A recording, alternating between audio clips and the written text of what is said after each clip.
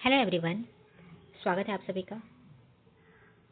इस वीडियो में हम जनरल पेपर यानी कि 40 मार्क्स का जो बीपीएससी टीआरडी 4.0 में पूछे जाते हैं, चाहे वो 6 to 8 के हो, 9 10th हो, 11 12 हो, सभी में जो 40 मार्क्स के जनरल पेपर पूछे जाते हैं उसका जो है प्रैक्टिस सेट है। आज का हमारा ये प्रैक्टिस सेट नंबर 4 है। इसके पहले मैंने 3 ऑलरेडी करा दिया है, तो आप जो है चैनल पे जाके देख सकते हैं, अदरवाइज मैं डिस्क्रिप्शन में आपको लिंक दे दूंगी, वहां से देख सकते हैं। अगर आप चैनल पे न्यू है तो चैनल को सब्सक्राइब जरूर कीजिएगा, और जो भी टीआरडी 4.0 की तैयारी कर रहे हैं उनके लिए जो है टाइम टू टाइम आपको प्रैक्टिस सेट अपलोड किए जाते हैं, तो चैनल को सब्सक्राइब जरूर कीजिएगा, बेल नोटिफिकेशन ऑन कर लीजिएगा। तो चलिए स्टार्ट करते हैं हमारा 40 मार्क्स का जनरल पेपर का आज का पहला क्वेश्चन।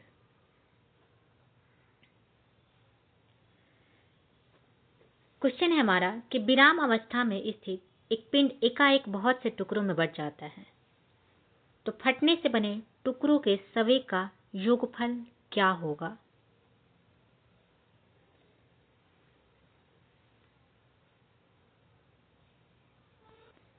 तो विराम अवस्था में जो है स्थित एक पिंड एकाएक बहुत से टुकड़ों में बंट जाता है, तो फटने के बाद जो इसका संवेग होगा वे आपका संवेग के योगफल जो हो जाएंगे वे 0 हो जाएंगे, जो कि आपके किसी भी ऑप्शन में नहीं दिया है, इसलिए ई ऑप्शन करेक्ट हो जाएगा, उपयुक्त में से कोई नहीं। बम का फटना जो है संवेग संरक्षण के सिद्धांत पर आधारित है। नेक्स्ट है वह कौन सा गैस है जो CaO से अभिक्रिया करता है लेकिन NaHCO3 से अभिक्रिया नहीं करता है? करेक्ट आंसर हो जाएगा आपका ए, carbon dioxide.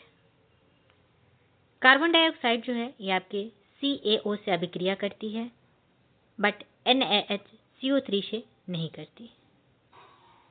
A option correct हो जाएगा। CaO इसको जो है अगर आप अभिक्रिया कराते हैं कार्बन डाइऑक्साइड से, CO2 से अगर इसको जो है आप अभिक्रिया कराते हैं तो इसका हो जाएगा CaCO3। NaHCO3 जो है ये इसको जो है बेकिंग सोडा कहते हैं, याद रखेंगे इसे। और NaHCO3 की अभिक्रिया अम्ल से होने पर CO2 गैस बनता है। तो करेक्ट क्या हो जाएगा? ए, CO2। नेक्स्ट आपका है कि किस ग्रंथि को मास्टर ग्रंथि के नाम से भी जाना जाता है? तो मास्टर ग्रंथि के नाम से किस ग्रंथि को जाना जाता है? करेक्ट आंसर हो जाएगा पिट्यूटरी ग्रंथि को जो है मास्टर ग्रंथि के नाम से जाना जाता है, तथा हाइपोफाइसिस के नाम से भी जाना जाता है। तो यहाँ पे 2 जो है ऑप्शन सही है, इसलिए उपयुक्त में से एक से अधिक जो है करेक्ट आंसर हो जाएंगे। पीयूष ग्रंथि जिसे इंग्लिश में पिट्यूटरी ग्लैंड कहते हैं, तो पिट्यूटरी ग्लैंड जो है यह एक अंतःस्रावी ग्रंथि है जो कपाल की स्फेनाइड हड्डी में स्थित होती है।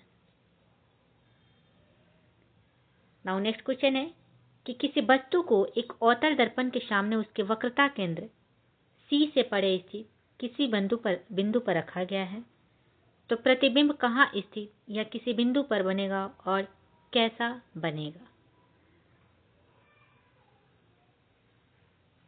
तो किसी वस्तु को एक अवतल दर्पण के सामने उसके वक्रता केंद्र से परे स्थित किसी बिंदु पर रखा गया है, तो प्रतिबिंब जो है F और C के बीच स्थित किसी बिंदु पर बनेगा और छोटा बनेगा, यानी कि ए ऑप्शन यहाँ पे आपका करेक्ट हो जाएगा।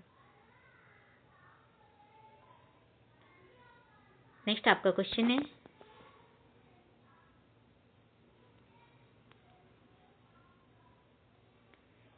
कि इनमें से कौन सा जो है पुष्प के नर जनन अंग का घटक नहीं है?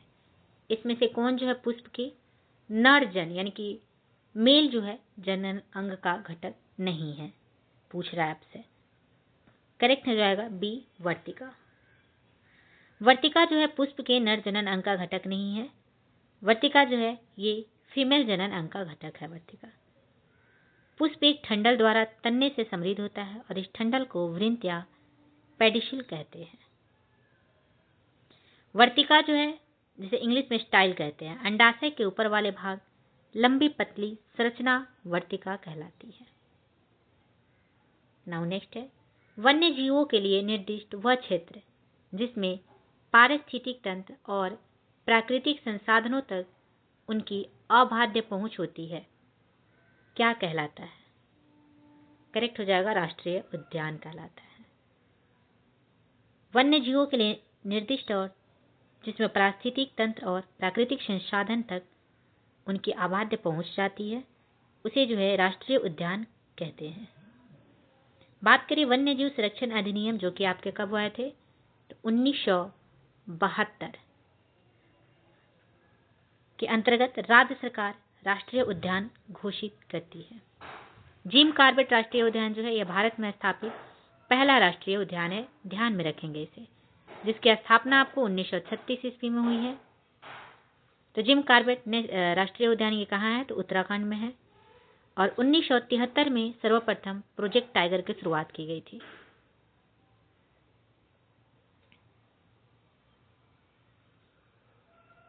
नाउ नेक्स्ट क्वेश्चन है कि निम्नलिखित में से कौन सा विकल्प धमनियों की विशेषताओं का सही वर्णन करता है? तो धमनियों के जो है विशेषता का सही वर्णन इसमें से कौन सा ऑप्शन कर रहा है? करेक्ट हो जाएगा सी। धमनियों की जो है भितियां जो है मोटी होती है और इस पे कोई भी वाल्व नहीं होता है। रक्त का प्रवाह उच्च दाब के तहत होता है और शरीर के विभिन्न भागों तक रक्त ली जाती है। जो वाहिनियां हृदय से रुधिर को शरीर के विभिन्न भागों में वितरित करती यानी कि ले जाती है, उन्हें जो है धमनियां कहते हैं। धमनियां में सामान्यतः जो है शुद्ध रक्त का जो है बहाव होता है। और पाल्मिनरी धमनी की बात करें तो पाल्मिनरी धमनी में हृदय से फेफड़ों को अशुद्ध रुधिर प्रवाहित किया जाता है। नाउ नेक्स्ट क्वेश्चन है कि पौधों में परिवहन की प्रक्रिया के लिए मुख्यतः विसरण उत्तरदायी होता है। हालांकि कुछ पदार्थों के परिवहन के लिए ऊर्जा की आवश्यकता होती है, तो कौन सा विकल्प एटीपी से प्राप्त ऊर्जा का उपयोग करके परिवहन किए गए पदार्थों को दर्शाता है? करेक्ट आंसर हो जाएगा सी, भोजन, अमीनो अम्ल और हार्मोन। भोजन, अमीनो अम्ल और हार्मोन जो है ये एटीपी से प्राप्त ऊर्जा का उपयोग करके परिवहन किए गए पदार्थों को दर्शाता है। नेक्स्ट है कि भारत ने पेरिस पैरा ओलंपिक 2024 खेलों में कुल कितने पदक जीते? आंसर होगा बी, 29। भारत ने पेरिस पैरा ओलंपिक 2024 खेल में जो है कुल 29 पदक जीते थे, जिसमें आपके 7 स्वर्ण पदक था, 9 जो है रजत था और 13 जो है कांस्य पदक इन्होंने जीता था। नेक्स्ट क्वेश्चन है कि भारत की पहली एकीकृत कृषि निर्यात सुविधा किस बंदरगाह पर स्थापित की जाएगी? करेक्ट आंसर हो जाएगा जवाहरलाल नेहरू बंदरगाह। जवाहरलाल नेहरू बंदरगाह पर जो है पहली एकीकृत कृषि निर्यात सुविधा स्थापित की जाएगी। तो ये आपके जो है जवाहरलाल नेहरू बंदरगाह ये आपके मुंबई में है और भारत में पहली बार स्थापित की जाने वाली यह सुविधा लॉजिस्टिक क्षेत्र में अक्षमताओं को दूर करेगी। यह किसानों को सशक्त बनाएगी तथा रोजगार के अवसरों और निर्यात क्षमता को बढ़ाएगी। नाउ नेक्स्ट क्वेश्चन है कि भारतीय मूल के किस शोधकर्ता ने सूर्य ग्रहण के दौरान नासा के साउंडिंग रॉकेट मिशन का नेतृत्व किया है? करेक्ट हो जाएगा आरो बड़जात्या। नाम याद रखेंगे, आरो बड़जात्या। नेक्स्ट है कि भारतीय थल सेना का 30वां प्रमुख किसे नियुक्त किया गया है? आंसर होगा उपेंद्र द्विवेदी को। भारतीय थल सेना का 30वां प्रमुख उपेंद्र द्विवेदी को नियुक्त किया गया है। वर्तमान में अगर आपसे बात करें राजीव कुमार के, तो ये जो है आपके मुख्य चुनाव आयुक्त हैं। बी.आर. चौधरी क्या है? तो बी.आर. चौधरी आपके भारत के वर्तमान में वायु सेनाध्यक्ष है। ये तीनों तथ्य आप लोग ध्यान में रखेंगे। नेक्स्ट है कि भारत के राष्ट्रीय द्रौपदी मुर्मू में विश्व शांति बुद्ध विहार का उद्घाटन कहाँ किए हैं? करेक्ट हो जाएगा महाराष्ट्र। भारत के राष्ट्रपति द्रौपदी मुर्मू ने महाराष्ट्र में जो है विश्व शांति शुद्ध विहार का उद्घाटन किया। राष्ट्रपति द्रौपदी मुर्मू ने महाराष्ट्र में लातूर जिले के उदगीर में नवनिर्मित विश्व शांति बुद्ध विहार का उद्घाटन किया।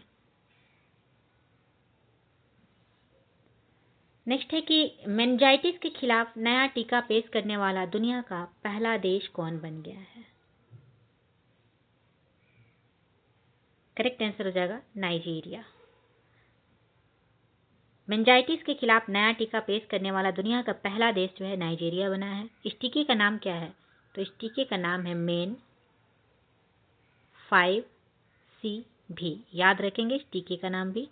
मेनिंजाइटिस को जो है ब्रेन फीवर भी कहा जाता है।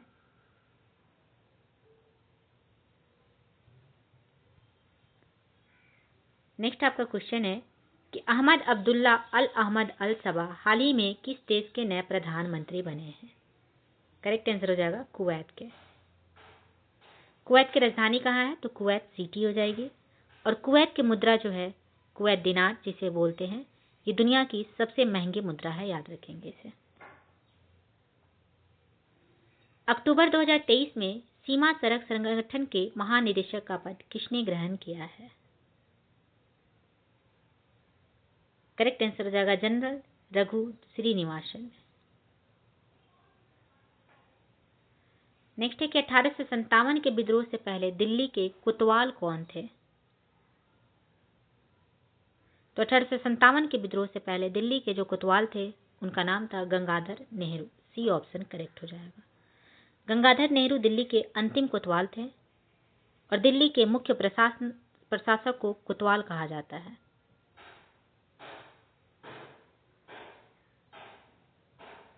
ये गंगाधर नेहरू कौन थे? तो भारत के पहले प्रधानमंत्री जवाहरलाल नेहरू के दादा गंगाधर नेहरू थे।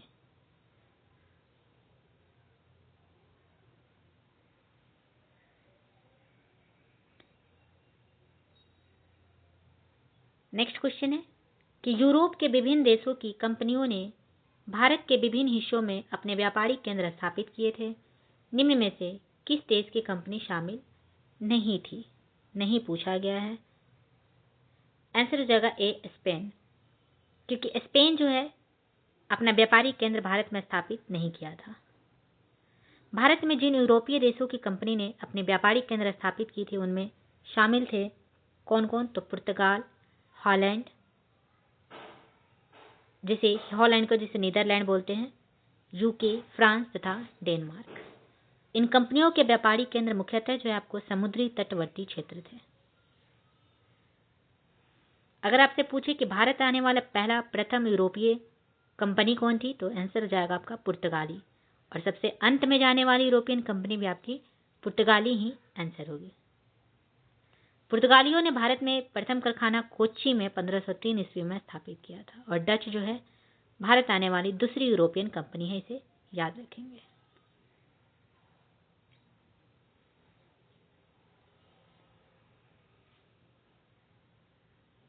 नेक्स्ट आपका क्वेश्चन है कि काकोरी ट्रेन डकैती कांड में किन क्रांतिकारियों को फांसी की सजा दी गई थी? आंसर होगा राम प्रसाद बिस्मिल और अशफाक उल्लाह खान को। ए ऑप्शन करेक्ट हो जाएगा।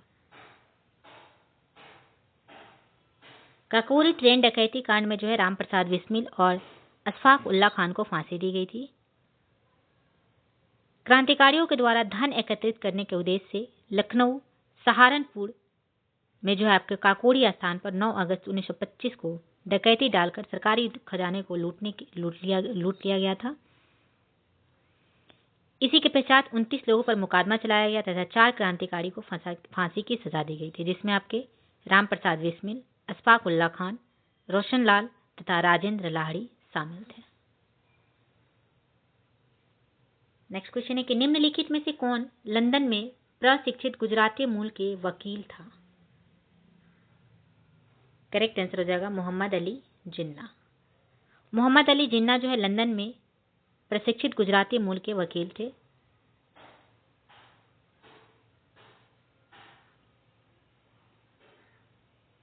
नेक्स्ट आपका क्वेश्चन है कि जवाहरलाल नेहरू ने अपने किस कांग्रेस सम्मेलन में कहा था कि भारत और विश्व की समस्याओं का एकमात्र समाधान समाजवाद है?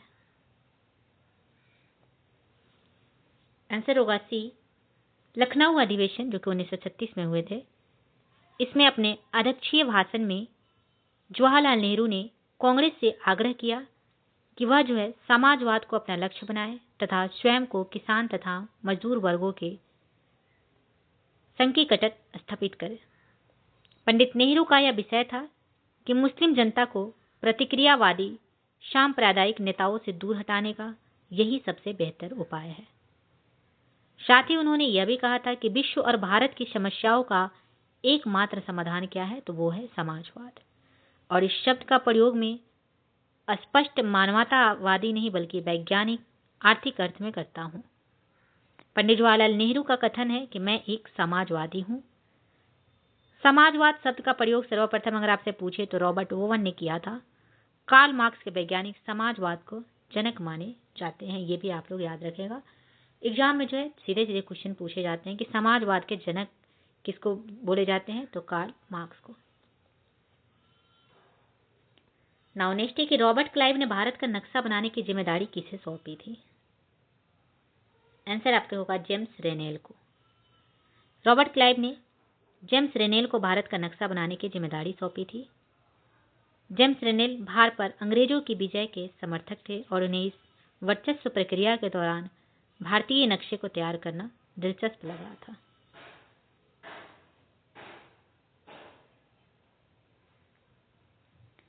नेक्स्ट है कि करो या मरो नारा निम्नलिखित आंदोलनों में से किसके साथ संबंधित है? ऑप्शन आपका दिया हुआ है स्वदेशी आंदोलन, असहयोग आंदोलन, भारत छोड़ो आंदोलन, उपयुक्त में से एक से अधिक, उपयुक्त में से कोई नहीं। तो करो या मरो नारा जो है ये कौन से आंदोलन में दिए गए थे? तो करेक्ट आंसर हो जाएगा भारत छोड़ो आंदोलन। 8 अगस्त 1942 की रात को कांग्रेस प्रतिनिधियों को संबोधित करते हुए महात्मा गांधी ने करो या मरो का नारा दिया था।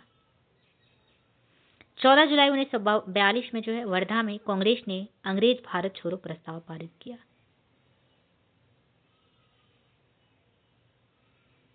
नेक्स्ट है कि इनमें से बिहार के प्रथम राज्यपाल कौन थे? तो बिहार के प्रथम राज्यपाल जो है इसमें से ऑप्शन के अनुसार कौन थे? करेक्ट आंसर होगा ए, सर जेम्स डेविड शिफ्टन। आजादी से पहले आपके जो है 1936 से 37 तक बिहार का राज्यपाल सर जेम्स डेविड शिफ्टन थे। यहाँ पे आपसे ये नहीं पूछा गया है कि आज़ादी के बाद या आज़ादी के पहले, प्रथम राज्यपाल पूछे गए हैं। तो जो आपके प्रथम राज्यपाल थे सर जेम्स डेविड शिफ्टन।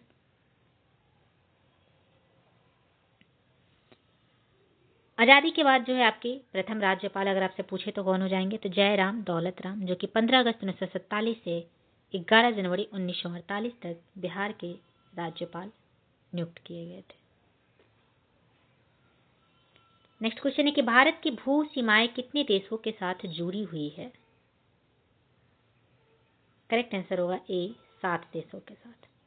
भारत की भू सीमाएं जो है 7 देशों के साथ जुड़ी है। ये 7 देश कौन कौन से हैं याद रखेंगे? अफगानिस्तान, पाकिस्तान, भूटान, नेपाल, चीन, म्यांमार और बांग्लादेश। ये 7 देश आप लोग जरूर ध्यान में रखिएगा। बात करें अगर भारत की स्थलीय सीमा की लंबाई तो 15,200 किलोमीटर है तथा मुख्य भूमि की तटीय सीमा की लंबाई 6100 किलोमीटर है। ये सारे आप लोग याद रखेंगे।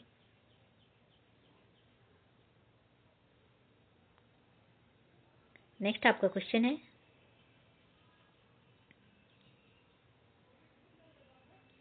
कि भारत में विमानन उद्योग का आरंभ डैश में टाटा एयरलाइंस की शुरुआत के साथ हुआ था? आंसर होगा 1932। भारत में विमान उद्योग का आरंभ 1932 में टाटा एयरलाइंस की शुरुआत के साथ हुआ। 29 जुलाई 1946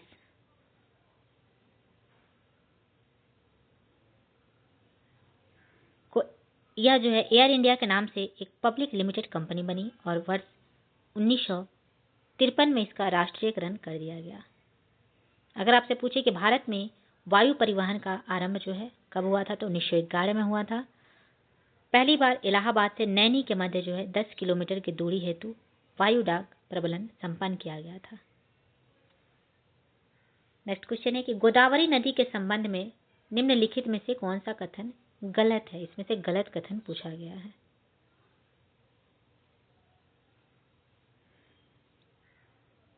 तो गोदावरी नदी घाट प्रवाह इसकी कई सहायक नदियों में से एक है, ये आपका गलत दिया हुआ है।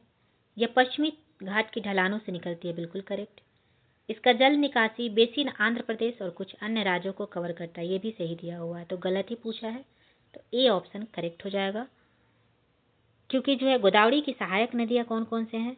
तो सहायक नदियाँ पूर्णा, वर्धा, पेनगंगा, वेनगंगा, इंद्रावती, शबरी, ये सब जो है गोदावरी की सहायक नदियाँ हैं। गोदावरी जो है, गोदावरी नदी आपके प्रायद्वीपीय भारत की सबसे बड़ी नदी है जिसका अपवाह तंत्र बड़ा है। यह महाराष्ट्र के नासिक जिले त्र्यंबकेश्वर नामक स्थान से निकलती है। गोदावरी नदी के आकार या विस्तार में बड़ी होने के कारण इसे दक्षिणी गंगा या वृद्ध गंगा के नाम से भी जाना जाता है, ये भी याद रखेंगे आप लोग। गोदावरी नदी जो है घाटी कोयला, पेट्रोलियम एवं प्राकृतिक गैस के भंडार हेतु प्रसिद्ध है। घाट प्रभा, मालप्रभा, तुंगभद्रा, मूशी, ये सभी नदियां जो है आपके गोदावरी नदी नहीं बल्कि कृष्णा नदी की सहायक नदियां हैं, ये भी ध्यान में रखेंगे। नेक्स्ट आपका क्वेश्चन है कि निम्नलिखित में से कौन सी भारत की वह जो है एकमात्र झील है जिसका निर्माण पृथ्वी पर उल्कापिंड के टकराने से हुआ है? ऑप्शन है लोकटक झील, उलर झील, लोनार झील, उपयुक्त में से एक से अधिक, उपयुक्त में से कोई नहीं। तो कौन सा जो है वह एकमात्र झील है जिसका निर्माण पृथ्वी पर उल्कापिंड के टकराने से हुआ है? करेक्ट आंसर हो जाएगा सी, लोनार झील। लोनार झील जिसे जो है लोनार क्रेटर के रूप में भी जाना जाता है, यह महाराष्ट्र में जो है लोनार झील स्थित है। ज्वालामुखी के क्रेटर में जल भर जाने से निर्मित झील को क्रेटर झील कहते हैं।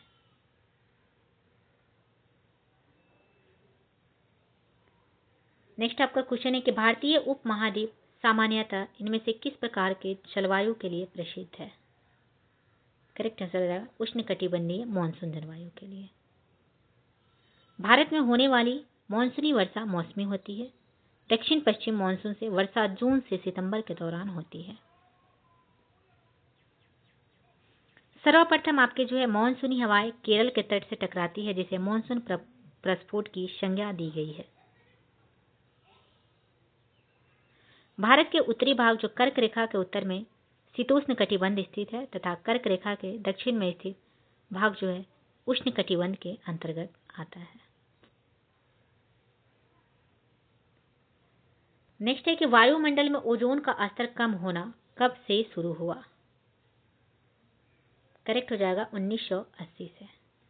वायुमंडल में ओजोन का स्तर कम होना जो है 1980 से शुरू हुआ। 1970 के दशक के अंत से ओजोन स्तर वैश्विक स्तर पर लगभग 4% के औसत से कम हो गया है।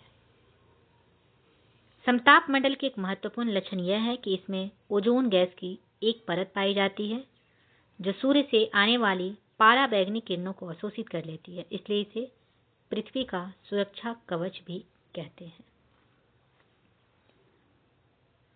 याद रखेंगे ओजोन जो है एक विशिष्ट तीखी गंध वाली हल्की नीली गैस है और इस ओजोन परत को नष्ट करने वाली गैस कौन सी है? तो क्लोरोफ्लोरोकार्बन, जो एयर कंडीशन, रेफ्रिजरेटर आदि से निकलती है। ओजोन परत में क्षरण जो है क्लोरोफ्लोरोकार्बन में उपस्थित सक्रिय क्लोरीन के कारण होती है। ओजोन की उपस्थिति 15 से 50 किलोमीटर के ऊंचाई तक होती है। आपसे ये भी क्वेश्चन जो है पूछे जाते हैं, ध्यान में रखिएगा कि ओजोन की परत की मोटाई मापने में जो है कौन सी इकाई का प्रयोग किया जाता है? तो वो आपका जो है डॉप्सन इकाई का प्रयोग किया जाता है, ध्यान में रखेंगे इसे, ठीक है। बहुत इंपॉर्टेंट क्वेश्चन है। नाउ नेक्स्ट क्वेश्चन है कि पहला भारतीय रिजर्व वन निम्न में से कौन सा है? ऑप्शन है सतपुरा राष्ट्रीय उद्यान, पेंच राष्ट्रीय उद्यान, काजीरंगा राष्ट्रीय उद्यान, उपयुक्त में से एक से अधिक, उपयुक्त में से कोई नहीं। तो पहला भारतीय रिजर्व वन जो है निम्न में से कौन सा है? करेक्ट हो जाएगा ए, सतपुरा राष्ट्रीय उद्यान। पहला भारतीय रिजर्व वन जो है सतपुरा राष्ट्रीय उद्यान है। भारतीय वन अधिनियम 1927 के अंतर्गत जो है 1972 के अंतर्गत सर्वप्रथम आरक्षित वन शब्द का प्रयोग किया गया था। नेक्स्ट है कि बिहार के किस जिले को सिल्क सिटी के नाम से जाना जाता है? करेक्ट आंसर हो जाएगा भागलपुर को। बिहार के भागलपुर जिला को जो है सिल्क सिटी के नाम से जाना जाता है। भागलपुर में रेशम उद्योग एवं 6 टेक्सटाइल स्थित है। गया, फुलवाड़ी शरीफ, मोकामा, मुंगेर, मुजफ्फरपुर, भागलपुर, मधुबनी, किशनगंज, बिहार शरीफ आदि जो है सूती वस्त्र उद्योग का जो है प्रमुख केंद्र है। भागलपुर, कटिहार, पूर्णिया आदि बिहार के रेशम उत्पाद के केंद्र भी हैं। जूट उत्पादन में अगर आपसे पूछे तो बिहार राज्य का स्थान भारत में द्वितीय है। आंसर आपका क्या हो जाएगा? सी, भागलपुर यहाँ पे आपका करेक्ट आंसर हो जाएगा। नेक्स्ट है कि एक बेलनाकार बर्तन जिसकी त्रिज्या 6 सेंटीमीटर एवं ऊंचाई 15 सेंटीमीटर में आइसक्रीम भरा हुआ है। पूरी आइसक्रीम का समान रूप से 10 बच्चों में एक शंक्वाकार बर्तन में जिसका ऊपरी तल अर्धगोलाकार है बांटना है। यदि शंक्वाकार भाग की ऊंचाई आधार की त्रिज्या के 4 गुनी हो तो शंकु की त्रिज्या जो है इसमें ज्ञात करना है आपको। तो बेलनाकार बर्तन में आइसक्रीम का आयतन जो है आपको निकालने के लिए क्या करना होगा? तो पाई आर स्क्वायर एच, इसे जो है सॉल्व करेंगे। आर यहाँ पे दिया हुआ है, आर कितना दिया हुआ है? 6 सेंटीमीटर और हाइट यहाँ पे 15 सेंटीमीटर दिया है। तो इसे सॉल्व करेंगे तो 540 पाई सेंटीमीटर क्यूब आंसर आ जाएगा। फिर अब एक बच्चे को दिया गया जो है समान रूप से 10 बच्चों में से एक शंक्वाकार बर्तन में, तो 540 को जो है 10 से डिवाइड करेंगे तो आपका जो है 54 पाई सेंटीमीटर क्यूब आ जाएगा। अब 54 सेंटीमीटर क्यूब आ गया। उसके बाद आपको जो है क्या करना है? तो यदि शंक्वाकार भाग की ऊंचाई आधार की त्रिज्या की 4 गुनी हो तो शंकु की त्रिज्या जो है यहाँ पे ज्ञात करना है। तो शंकु की त्रिज्या जो है मान लीजिए शंकु की त्रिज्या जो है यहाँ पे आर हो जाएगा और ऊंचाई अगर आप बात करें तो 4r हो जाएगा। तो इसे अगर आप सॉल्व करेंगे तो 1/3 pi R square H plus 2/3 pi R cube solve करेंगे तो 2 पाई आर क्यू, तो 2 पाई आर क्यू आ जाएगा। तो 2 पाई आर क्यू को जो है 54 सेंटीमीटर क्यूब के बराबर हो जाएगा। तो यहाँ पे आर अगर आप निकालेंगे तो 3 सेंटीमीटर, यानी कि सी ऑप्शन आपका जो है करेक्ट हो जाएगा अगर आप इसे सॉल्व करेंगे तो। नेक्स्ट है कि यदि 9 cos A plus 40 sin A equal to 41 है तो tan A का मान जो है ज्ञात करना है। तो 9 cos A plus 40 sin A equal to 41 है, तो tan A का मान इसमें कितना हो जाएगा? तो 40/n, A ऑप्शन करेक्ट हो जाएगा। नेक्स्ट है कि एक निश्चित धन राशि पर 9.5% वार्षिक दर से 4/2/5 वर्ष में प्राप्त साधारण ब्याज 3553 है। तो उसी धन राशि पर 8.4% वार्षिक साधारण ब्याज की दर से 7/1/2 वर्ष में दे मिश्र धन जो है इसमें याद करना है। तो मूलधन निकालने के लिए आपको मूलधन पहले निकालेंगे तो ब्याज गुने समय, इसका फॉर्मूला मैं आप लोग को बता देती हूँ। ब्याज गुने टाइम बाय दर इंटू समय। तो ब्याज कितना दिया हुआ है? 3553 इंटू 100 बाई दर कितना दिया हुआ है? तो दर यहाँ पे दिया हुआ है 9.5, इसको सॉल्व करेंगे तो 9.5। उसके बाद